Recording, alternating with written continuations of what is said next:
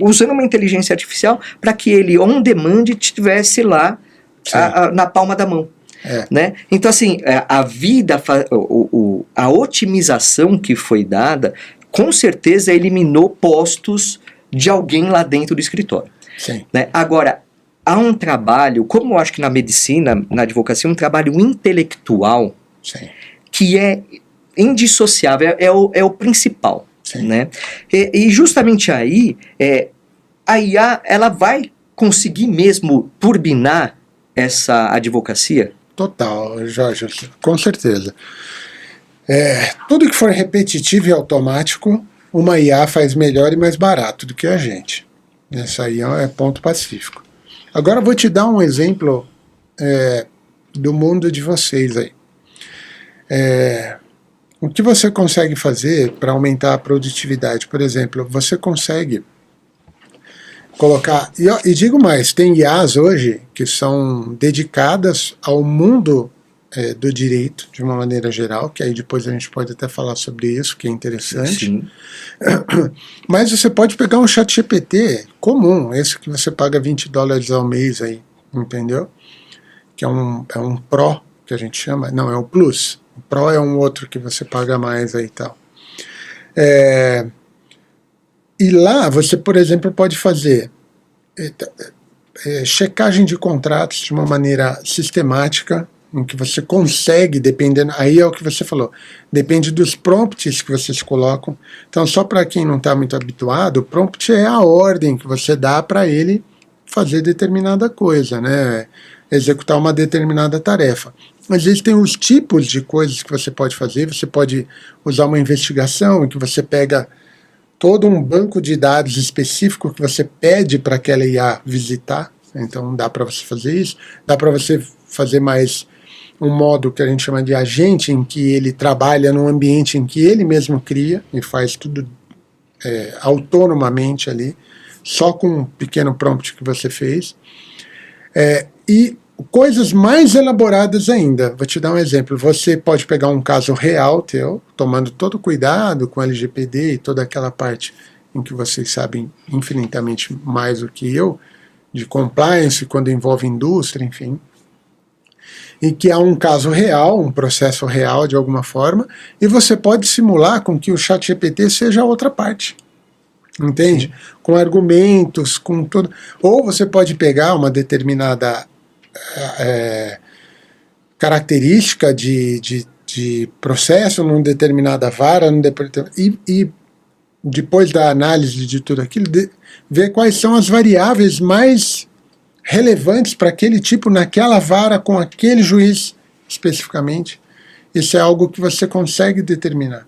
Sim. Então é algo que, quando a gente fala de produtividade de volume, análise de contrato, coisas mais dessa forma, e quando você quer enriquecer a sua argumentação, ou se testar, que aquela argumentação, ou aquela sua tese, ou aquelas coisas tão devidamente elaboradas, ou se você quer prevenir surpresas, né, que você mesmo disse, você pode fazer simulações. Então, é algo que tem que tomar um pouco de cuidado para que você não transforme a sua IA num Google, né? Porque o Google é um buscador.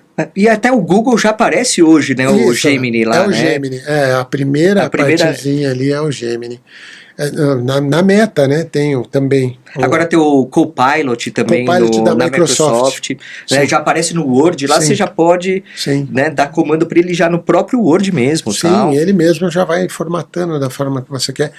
Então, é isso, coisas que a gente usava, levava tempo, vamos fazer um cabeçalho, vamos sei que lá, vamos corrigir correção ortográfica já existia. Tudo que for automático, repetitivo, uma IA vai fazer melhor que você. Então, em relação às outras coisas, é isso. Coisas assim, impensáveis. Você imagina você pegar um processo que está te tirando sono, porque é um processo que tem uma repercussão grande na mídia, ou eventualmente alguém que você gosta muito, ou algo que você cobrou de uma maneira que valeu a pena todo aquele trabalho que você está tendo, que você perdeu o sono por causa daquilo lá. Então... Isso daí não é nada de advogado que não perde, hein, Capobianco? Advogado que não perde o sono com casos, assim, a cabeça fica 24 horas palpitando tudo. Aquele EC que ficava só na sua cabeça, você pode jogar para IA. Não. Tem até aquele meme que você tá deitado à noite, aí você lembra do prazo, né? Não é? Você já fica esperto, você fala, pô, e assim, e nós, né, na advocacia em geral, tem um problema de cumprimento de prazo, tudo, e um volume, principalmente grandes escritórios, a advocacia de massa, acaba tendo muito trabalho intenso. Né? Porque prazo, se você perde o prazo, você causa transtornos gigantescos, né? Então, para o advogado, para a advogada, como que ela pode compatibilizar a utilização da IA com os riscos que a IA pode trazer e com os benefícios que ela deve propiciar? Essa é uma boa pergunta, porque e a resposta são duas palavras, né? Chama-se bom senso. Precisa ter bom senso, né? Bom, não existe maior conhecedor de leis do que o advogado, né? E todas, independente da área em que ele segue. Mas, apesar disso, a gente vê alguns advogados, principalmente nessa parte digital, que é relativamente nova, em que eles extrapolam o limite da ética e até das boas práticas. Então, assim, o exemplo foi isso. Sem noção, né? Sem noção. É sem noção. Né? Então, é o cara que, por exemplo, numa audiência, audiência mesmo, em que estava sendo feito todo online, um advogado, ele colocou um avatar para fazer o papel dele. Então, era um avatar, era um ser virtual criado e que estava ali manifestando os argumentos. Não era nem um clone. Não, né? Não, era um avatar. Então não durou nem 2 minutos, o juiz já falou, não, o que é isso? Você não sabe. Mas isso daí é realmente a noção, né? Claro, o limite da substituição, né? Porque substituir é muito forte. E assim, você tira uma responsabilidade, e do ponto de vista pessoal, você fala, foi a IA que fez. É como se você estivesse terceirizando uma responsabilidade que é tua. Não, e eu que digo mais, né, Jorge? E aqui no Brasil isso não existe. Aliás, em nenhum lugar do mundo. Porque, ok, você pode ter falado, olha, o argumento eu coloquei lá é do ChatGPT. Para aquele juiz que está na tua frente, o promotor, enfim, é a sua OAB que está lá registrada. Não interessa se foi Gemini, se foi Microsoft. É o teu nome que está lá. É o seu nome. Então, e a responsabilidade de tudo aquilo, inclusive principalmente com o seu cliente, é teu. Sim. É a tua responsabilidade. Então, não há substituição de responsabilidade. Não existe. Não terceirização, não é. Justamente aí que volta esses cuidados que tem que ter, né? Então, o cuidado é assim, o que você precisa encarar? Você precisa encarar que é uma ferramenta poderosa, mas é uma ferramenta, entendeu? Não é algo que vai substituir, e temos que tomar cuidado, tá? Por quê? Porque quando você fica indo para um lugar muito com o Google Maps ou com o Waze, o que acontece? Pois eu tenho uma colega, uma amiga, olha o tamanho do absurdo. Ela mudou de casa, foi para uma outra casa, e ela tem um consultório, e trabalha no hospital. E aí, para ir no hospital, ela punha no Waze, na mesma cidade, e ia. Depois de 1 ano e pouco, quebrou o celular dela, ela não chegava no consultório, no hospital, porque então ela desaprendeu. Então, assim, se você é um cara, que a gente está falando, quais são os perigos, né? Primeiro de ética, LGPD, tudo isso a gente acho que é uma coisa elementar para vocês. Mas uma outra coisa importante se você abusar das argumentações e ficar o tempo todo dependente de uma plataforma para, pelo menos, dar a diretriz do que você quer, alguma coisa, vai chegar um momento em que você vai... É que nem descer um morro na neve de trenó.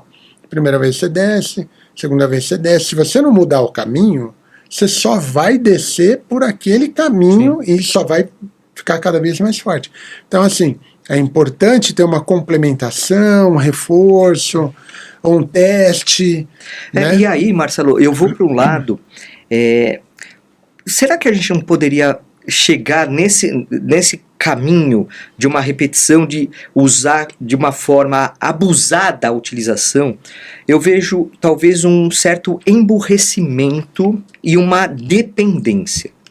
Porque olha só, e eu creio que na tua área, na medicina, também não deva ser muito diferente. O direito, você tem um estudo contínuo. Uhum. Você não se formou, passou na OAB, você vai estudar no dia seguinte, no outro. Qualquer às caso. Vezes muda o tempo todo. Agora tem reforma tributária, já teve, em 2002 mudou o Código Civil, agora já tem um novo projeto de Código Civil, uma nova reforma. Quer dizer, tem alterações legislativas diariamente. E tem que ser assim, né? Porque a vida vai mudando. Claro, né? Normal. Além disso, você tem interpretações jurisprudenciais, os tribunais, isso, aquilo, tal. Quando você pensa no estudo, e até falando um pouco como professor, né, você tem que ter uma forma de estudar, uma forma de chegar ao conhecimento que vai te dar um embasamento crítico para poder enfrentar situações do dia a dia. Sim. Né? Então, você pega uma lei, que nem agora eu vou dar palestra amanhã sobre o Marco Legal das Garantias, é uma lei de 2023, que alterou muito a hipoteca. Eu vou falar sobre hipoteca que foi alterada. Então, eu estou estudando a lei, o texto de lei, estou pegando doutrinadores e tal, eu não estou usando a inteligência artificial. Perfeito. Por quê? Porque eu entendo que o caminho para essa análise não é a inteligência artificial. A inteligência artificial é um plus que pode eventualmente ser utilizado em algum dado momento, em alguma dada situação. Como você falou, olha, para melhorar um argumento, para revisar um texto, a generativa, ela tem um caminho que pode ser sem volta, porque você coloca lá e fala, bom, é fácil, e a gente está vivendo uma realidade, acho que tão líquida, né? Nós temos, até o Bauman fala sobre a modernidade líquida, né? Que assim, é tudo muito pueril, tudo muito escorregadio, instantâneo. Então assim, eu resolvi em 10 segundos algo que eu demoraria 3 horas para fazer ou até mais. Mas a que custo isso? Exato, exatamente. Na verdade, o custo é humano, né? O custo é humano. É o que você falou um pouco do emburrecimento, mas não é só isso. A dificuldade em lidar com frustrações, porque a vida vai lhe propor coisas que você não vai conseguir resolver, pelo menos da forma que você queria. E aí você vai ter que lidar com aquilo, entendeu? Quando você tem uma plataforma que resolve tudo para você de uma forma instantânea, e que na maior parte das vezes o problema está resolvido, aquele micro problema ali, fica difícil. Numa das palestras que eu faço, eu começo a palestra falando assim, quem aqui quer ter muitos problemas? E eu levanto a mão. E só eu levanto a mão. Mas ninguém levanta, cara. Ninguém quer ter muitos problemas. Aí todo mundo fica olhando, ninguém quer. Eu falo assim, eu quero ter muitos problemas, porque muitos problemas é isso aqui, ó. É um boleto que eu esqueci de pagar, o meu pneu que furou, eu atrasei para o meu compromisso, ou o almoço, a carne não estava muito legal. E esses são muitos problemas, porque são muitos pequenos problemas. Agora, se você tem uma mãe com câncer, aí você só tem um problema. Você dorme e acorda pensando naquele problema. É o problema. O problema. O resto desaparece. Então, por isso que... Aí eu pergunto de novo. Então, pessoal, queria perguntar de novo. Quem quer ter muitos problemas? Aí todo mundo levanta. Então, o prejuízo é humano, respondendo a sua pergunta, porque assim, alguém está fazendo o seu trabalho o tempo todo, entendeu? Ao invés de você complementar a coisa... Pense da seguinte forma, vamos falar só de associações, tá? Por exemplo, associações muito claras, por exemplo, se chegar alguém aqui desmaiar, quem que vai atender essa pessoa, você ou eu? Você.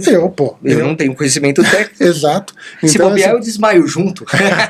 Então, isso, na verdade, é uma associação muito simples de fazer. Não Sim. precisa de uma plataforma de inteligência artificial. Agora, por exemplo, na China, eles determinaram... A China, aliás, está na frente dos Estados Unidos na IA. Tá, já faz algum tempo. Eles têm cidades desenvolvidas só para profissionais de IA morarem e desenvolverem coisas muito loucas lá. Caramba. Tem cidades inteiras que foram levantadas assim... Do zero. Em 6 meses. Prédios e tal. E aí eles convidam pessoas do mundo para morar lá. Então é bem interessante. Eu ainda não fui, mas ainda vou para a China lá. Mas tive um colega que esteve lá nessa cidade há pouco tempo.